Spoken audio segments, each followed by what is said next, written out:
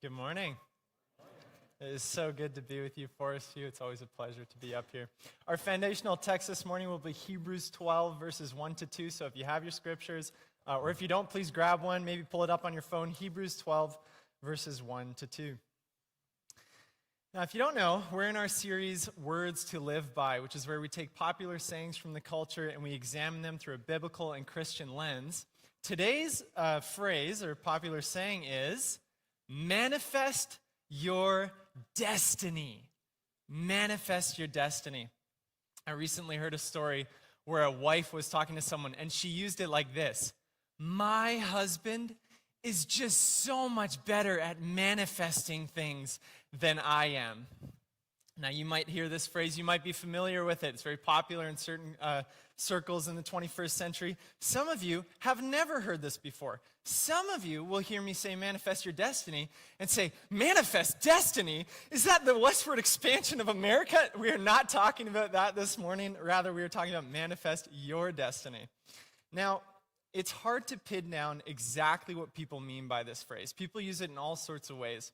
When I was researching this sermon, I came across a blog post by an Eastern mystic who was talking about how time is not a reality. And so you can actually think about the future, what you would have had, and because time is just an illusion, you can manifest it back in front of you. So there's that side of manifest your destiny.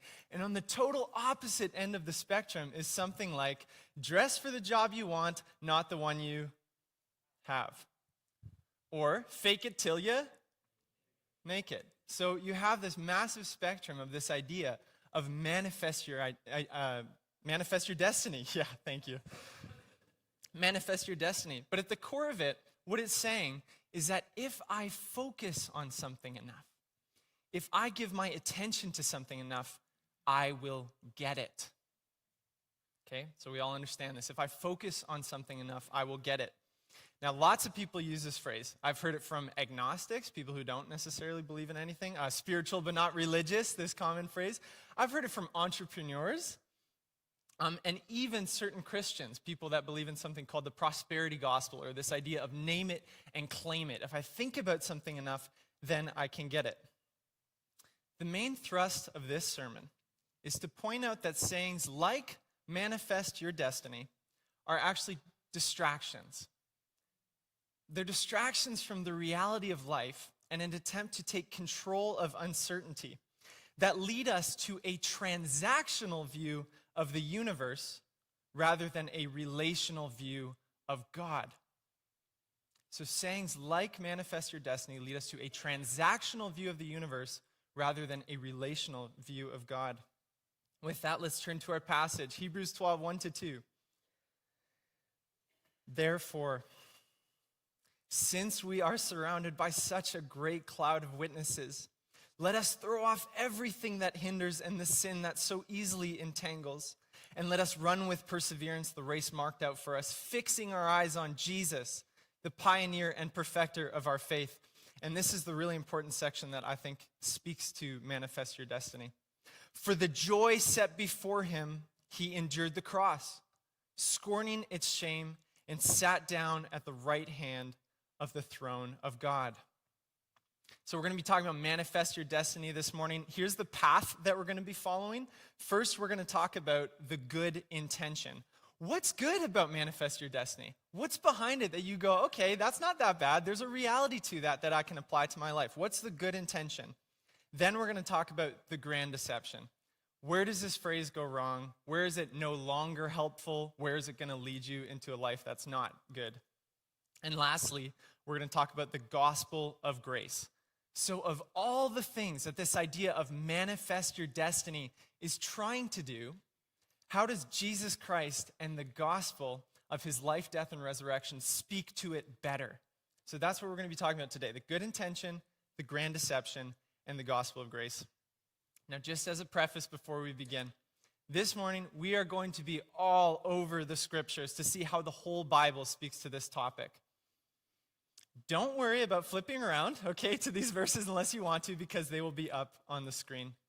So with that, let's talk about the good intention. What is good about this phrase, manifest your destiny?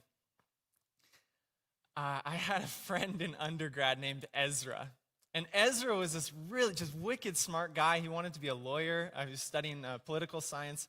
And he really believed in this phrase, dress for the job you want, not the one you have. And so Ezra's walking around everywhere. He wants to be a lawyer, so he's walking around in a suit. He's always got nice shoes on, nice plaid dress pants, a button up, a good coat over top. So here I am, strolling into the cafeteria. It's about to close. I'm in sweatpants and a hoodie. I'm like, I'm just trying to sneak in there and get a meal. Ezra's doing the same thing, but he's dressed to the nines. So he walks in there and he's getting food and he looks good. And okay, Ezra, I see what you're doing.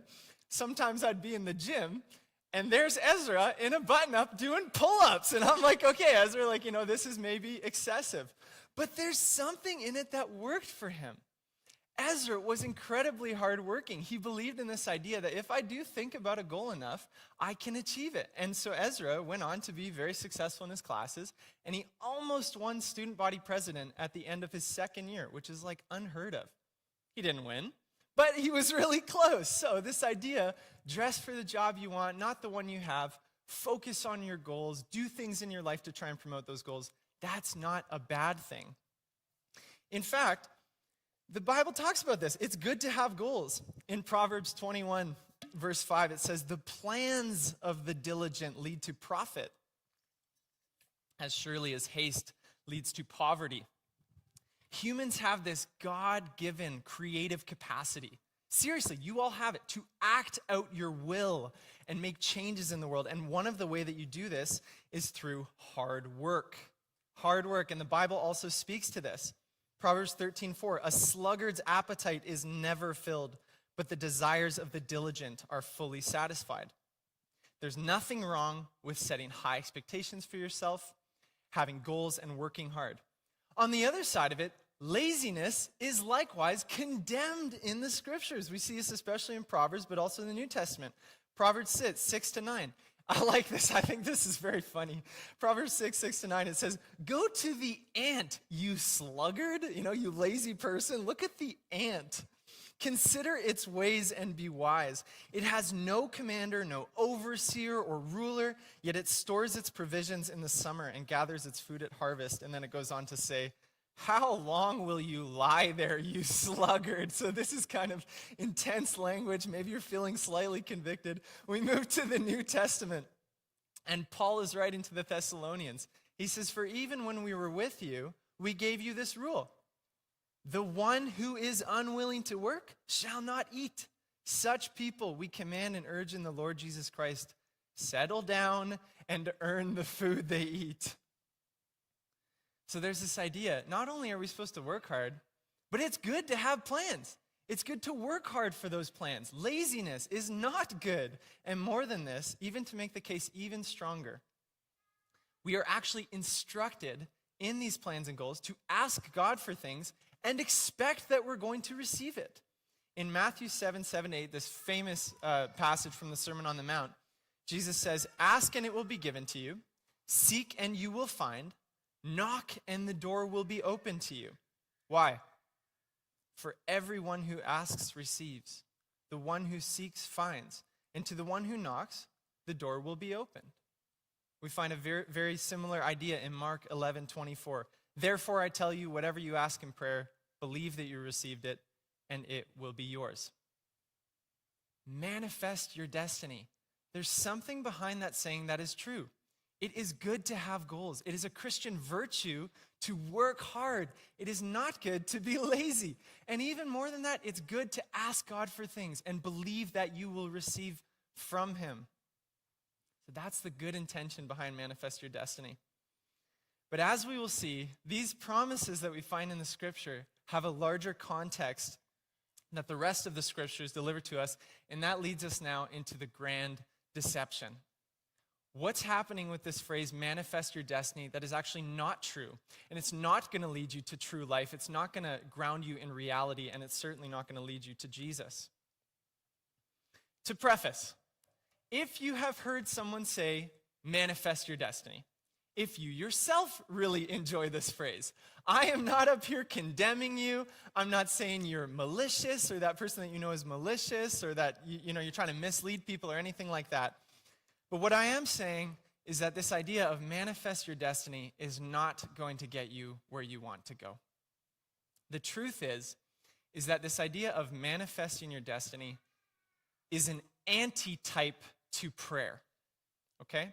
Antitype, that word there, how it's being used, it's something that represents something else, but it flips it on its head. Manifest your destiny is an antitype to prayer. It comes from a human urge for control. We want control. There are so many things in our life that we do not have control over.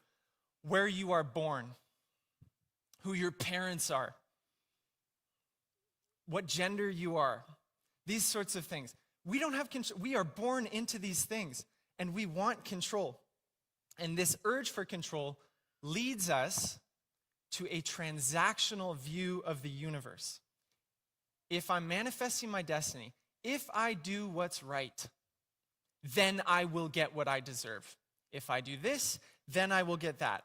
It leads us to a transactional view rather than a relational view of God, which says, I trust that what He has for me is actually best for me.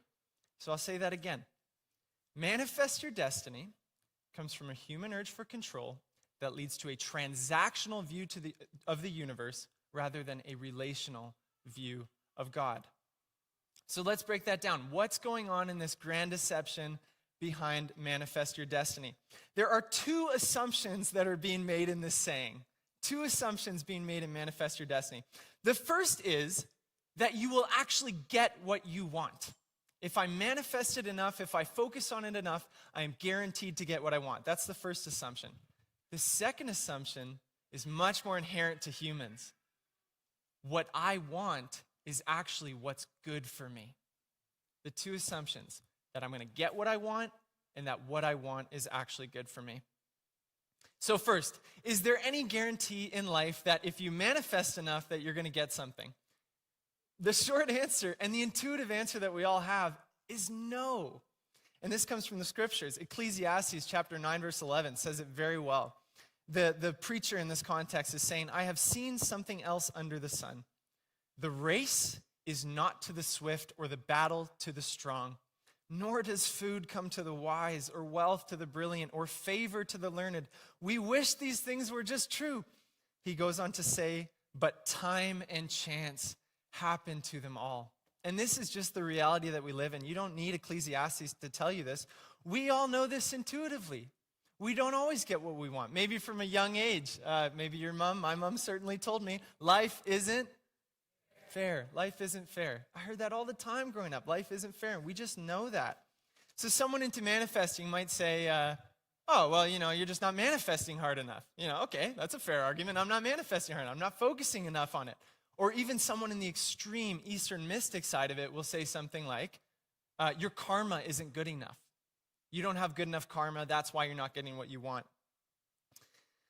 And I want to tell a story just to illustrate this principle and just maybe how silly it is to go against your intuition on this, that life in truth is not fair. There was a teacher in my grade 11 year. I was at a massive public high school. His name was Mr. Finnegan. His name was Michael Finnegan, believe it or not. So he was Mr. Finnegan, and he was this exceptionally popular teacher. He taught math. He was heavily invested in his student success. He's 5 out of 5 on Rate My Teacher. Hard, but realistic. This guy was just awesome. I remember they'd always bring him out for the pep rallies. He was like the student mascot, but because they just loved him so much. Now, Mr. Finnegan, one day, as my friends told, I never had him, but my friends were telling me that, they showed up to class and he just wasn't there. They were so excited to have Mr. Finnegan teaching them math because he's this awesome guy. And they show up to class one week, and it's only a few weeks into the semester, and he's not there. And they're told that he's actually going to be gone for a month, and they're not told why. So everyone's confused. This kind of spreads throughout the school. Everyone's speculating, was it this? Is it this? Something happened. So a month goes by. And I asked my friends, what happened? And they tell me that Mr. Finnegan had been working on a math thesis. He was trying to prove something in math. He was trying to prove it. He was a mathematical proof. And he had worked on this proof for 10 years in his free time. Most of his free time devoted to proving this mathematical concept. And the night before that he took a month off, he used all his vacation, whatever it looks like for teachers to take a month off impromptu, he came to the realization that it's unprovable. It can't be done. He spent 10 years of his life looking to cement himself, even in a small way, in the history of math. And after 10 years of devoting his free time to this, it wasn't provable. It didn't work. And he needed to take time to process that. You know, did Mr. Finnegan not focus enough on this math problem? Did he have bad karma? No. The truth is that even though life is often joyful, especially with Christ, is joyful, the truth is that the reality of things being out of our control and the reality of suffering are just real. They're real and they're intuitively real. You feel it in yourself. You feel it every day. In John 9, Jesus' disciples ask him about a blind man. They say, is this man blind because of his sin or is it because of his parents' sin? And Jesus flips it on them. He says, guys, false premise. It's not because of his sin or anybody else's sin, but in some way that God's glory is going to be revealed in his life. So this idea that we have that we can, that the universe is transactional, that if I do the right things, I'll get what I want. These are generally true. If you work hard, you will profit in some way. But are you always going to get what you work for? The answer is no. No, it's not guaranteed to you. And that's just the reality of life on this side of the fall. It's a hard reality. Now, we'll get to the gospel of grace, don't worry, but we're still dealing with the grand deception. What about the promises in the Bible that we talked about? That the modern day name it and claim it, prosperity gospel. What about those promises that we read? Well, those promises all come in the context of the rest of the scriptures. So let's read some other passages. Luke 12:15, Jesus speaking. Then he said to them, watch out! Be on guard against all kinds of greed. Why? Because life does not consist in an abundance of possessions. You got to get the focus right. Life isn't about getting everything that you want. 1 Peter 4:12-13. This is so real. Dear friends, do not be surprised at the fiery ordeal that has come on to test you, as though something strange were happening to you. But rejoice, inasmuch as you participate in the sufferings of Christ, so that you may be overjoyed when his glory is revealed. So when a promise is made about something in the Bible, it's in the context that God is going to give you what you ask for if it's good for you, if it's his will. Psalm 37:4 says, take delight in the Lord, and he will give you the desires of your heart. It's not God's going to give you the desires of your heart so that you can delight in him.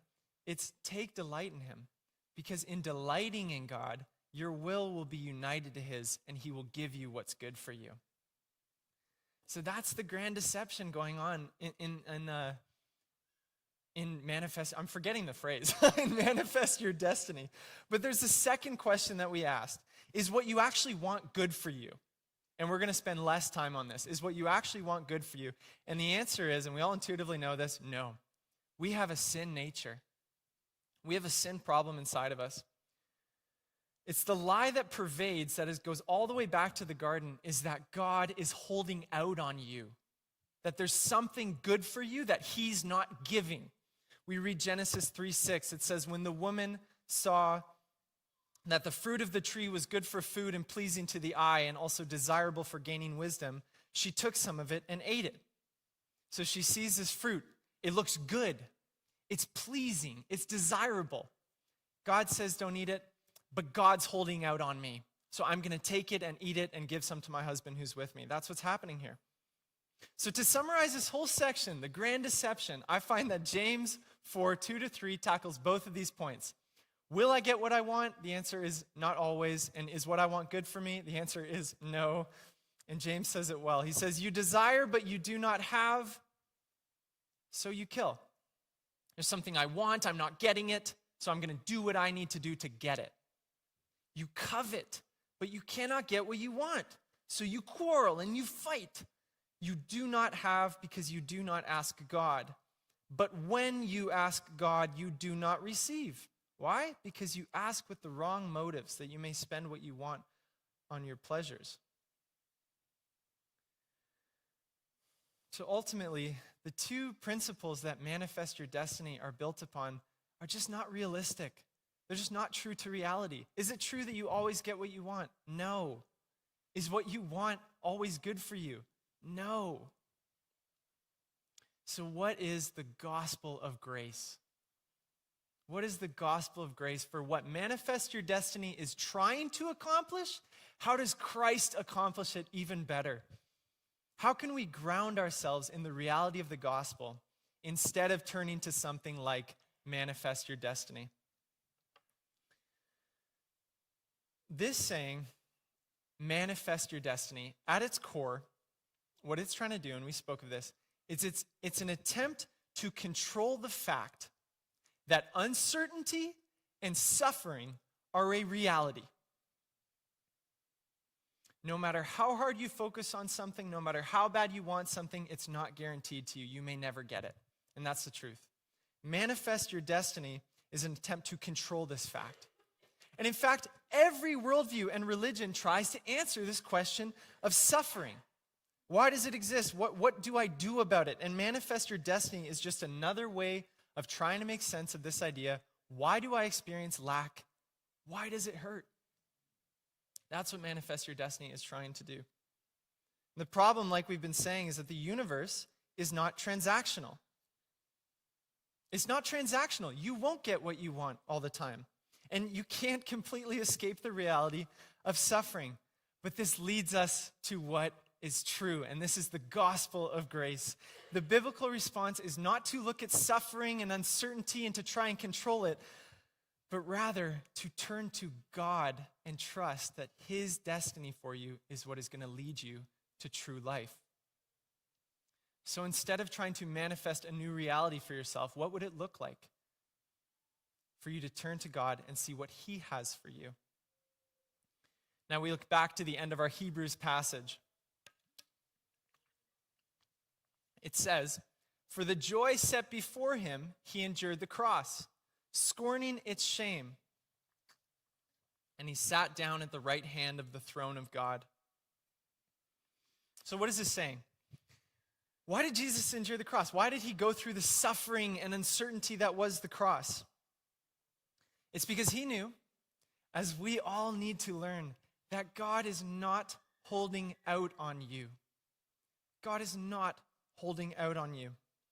The work that God wants to do in our life, the work that's good for us and necessary, is often on the other side of suffering and pain. And Jesus knew this. And this is the sad reality of life after the fall. The posture we need to adopt is that of Jesus, of true trust. But I don't want that to just be like a heady concept, that I need to reject manifest your destiny and adopt a posture of trust. What does this look like practically? Jesus knew the joy, but he had to endure the cross. He didn't get to skip it. So what does that posture look like? And I want to read to you from Matthew 26, verses 39 to 42. In prepping this sermon, I just found this so moving. It says, going a little farther, he fell with his face to the ground, and he prayed, "My Father." And in Mark, the language is Abba, which is dad, Dad, if it's possible, may this cup be taken from me. Yet not as I will, but as you will. Then he returned to the disciples and found them sleeping. "Couldn't you men keep watch with me for an hour?" he asked Peter. "Watch and pray, so that you do not fall into temptation. The spirit is willing, but the flesh is weak." And here's Jesus. He's facing suffering. He knows what's coming. It's the cross, and he knows the joy on the other side, but he still says, he went away a second time and prayed, "My Father, if it is not possible for this cup to be taken away unless I drink it, may your will be done." For the joy set before him, he endured the cross, scorning its shame, and sat down at the right hand of the throne of God. Jesus is a model for us. In our deepest hurt and suffering, we know intellectually that there's joy on the other side, but what does that look like? And that's what Jesus models for us in the garden. In Mark, Christ says, everything is possible for you. Take this cup away from me, yet not what I will, but what you will. And the anxiety he's experiencing in this moment. It's not like this is some, like I was saying, intellectual ascent that you can just get to. No, this is real. Suffering is real. But how do you walk through that in a posture that leads you to the joy that's on the other side that God has for you? Luke even says his sweat was like drops of blood falling to the ground. So you picture Jesus in this moment. He's filled with fear. He's filled with anxiety. He knows what's coming. But what does he do? And he didn't manifest a new reality and get out of the garden. No, he resigned to submit to the Father's will. And Hebrews tells us that it's because he knew something. He knew that there was joy on the other side of it. Sometimes we have this view of God that's distant. A God that he sees our suffering. He sees the hell of fire that's going on in the earth, and he's indifferent. He looks away. He doesn't care. But in the story of Jesus, what it tells us, the truth is, God looks down at the fire of suffering that you're in, and he rushes headlong with his arms wide open to embrace you in it. He's right there with you. Not only is God going to redeem our suffering, but he's intimately close with us in it. And that's our comfort. So to grasp the joy that God has for us, and the truth is that on the other side of suffering, on the other side of uncertainty, there's true joy. God has a good plan for you. To get there, sometimes it takes suffering. Sometimes it takes uncertainty. But with Jesus as a model, we submit to the Father's will, we accept what he has for us, and we trust him because he's the God who comes to meet us. He knows our suffering. He doesn't let us go through it for nothing, and we trust him. So if I can summarize the gospel of grace for what Manifest Your Destiny is trying to accomplish, it's that God is not holding out on you. He wants what's best for you. He has a good plan for you, and that's genuinely true. That might be on the other side of suffering, and that's a reality that you can't avoid. But that doesn't change the fact that God has a good plan for you, that he's with you, and that he loves you. So to close, we've identified the good intention behind Manifest Your Destiny. It's good to have goals. It's good to work hard. It's not good to be lazy, you sluggard. We've talked about the deception that Satan wants us to believe, that God is holding out on you. That's the core deception. And he does that by making us believe that what we want is what we deserve, and what we want is what's good for us. And we know that neither of those things are true. And lastly, we've looked to the gospel. God is not holding out on us. He has something so good for you planned, but sometimes it's going to be on the other side of suffering, and we need to adopt the posture that Jesus did in the garden. That even though I'm uncertain, even though I'm afraid and anxious, I trust that God has a joy for me on the other side of it. For the joy before him, he endured the cross, scorning its shame. And then he sat down at the right hand of the throne of God. And that's what God has planned for you, is joy. What's the application here? If you've been using the phrase manifest your destiny, consider stopping. It's maybe not helpful. But even more that, where in your life are you trying to take control? In what way have you sidelined what you know is good for you to do because you know that God would want you to do it, and you're trying to take control instead? And how can you give that control back to God, saying, even though I'm suffering, maybe I'm anxious, I trust that you have joy for me on the other side of this. I need this reminder daily. So with that, let's pray. Father, you are so kind to us. You're so patient with us when we grasp for control in our lives. You are holy. You're eternal. You're unchanging. You don't need us. But you look at us and you have so much patience and grace for the ways that we try to usurp your authority on our lives. Father, I just ask that for anyone in this room that's feeling, I have not submitted this to God. Father, would you press on their hearts that now is a time to do that? That whatever suffering or anxiety they're going through, that you'd remind them that there's joy on the other side of that in the Christian walk, that you are their God. Lord, if anyone here doesn't know Christ, they don't know the joy that can be on the other side of suffering, Father, would you speak to their heart? Would you give them a sensation of your reality? Would you be close to them? Lord, for everyone struggling with seasonal sadness, depression, Lord, would you be with them closely? Would you remind them that you're the God who runs into the fire with them and ultimately died for them on the cross? Jesus, thank you. In your holy name, amen.